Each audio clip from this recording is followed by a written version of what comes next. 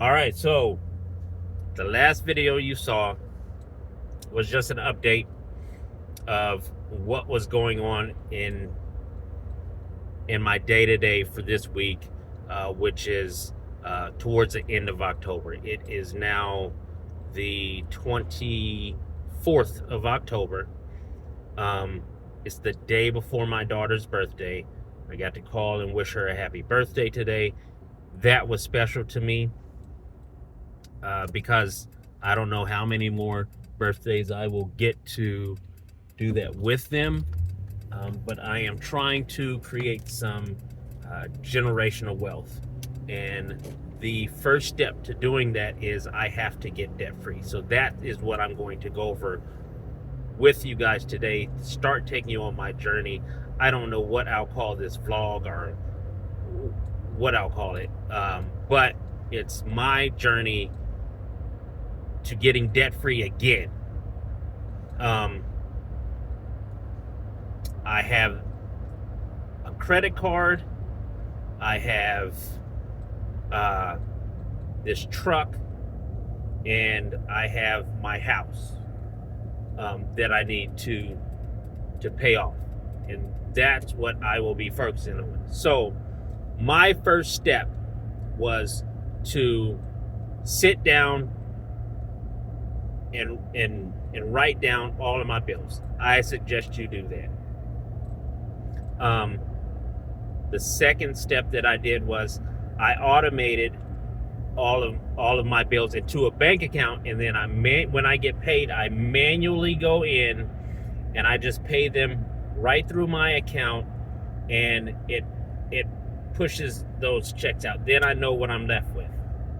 But the most important thing is, which I didn't do this before, and I encourage you guys to do this. And what we're going to talk about today, this will be short, is pay yourself first. I didn't do this for years, and I would have been way ahead of life.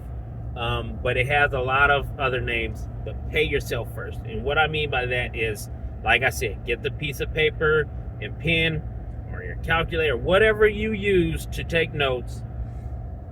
Write down all of your bills. Get your budget set up. However you pay your bills, that's up to you. Next step is to pay yourself first. Some people do it before and some people do it after. I used to do it after I paid my bills. There's no wrong or right or wrong way to do this. Now I do it before I pay my bills. I know what amount I am going to take out and put into a high interest money market account. And I do that before I pay anything else. So let's say that my budget to pay myself is $200. Let's say it's $200. Once that check hits, I go in, I grab $200 out of my account, and I put it into this money market account. And the money market account has a higher interest rate than a regular savings account. So I don't know how you bank. I don't even know if you want to put it into a money market account. So let me back up. We're going to go slow. I don't care if you put this in a piggy bank, if you wrap it in cellophane and suitcase it. I don't care. And if you don't know what suitcasing it is, then you ain't about that life.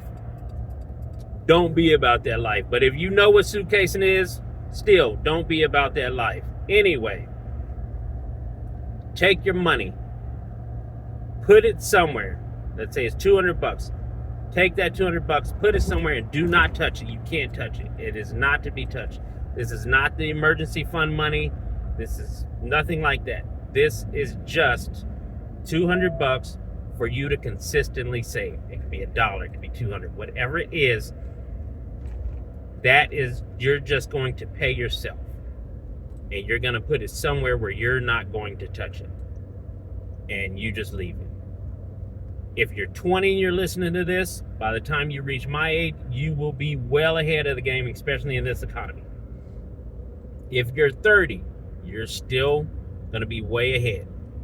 Now, I started this a little bit late. I started in my 40s.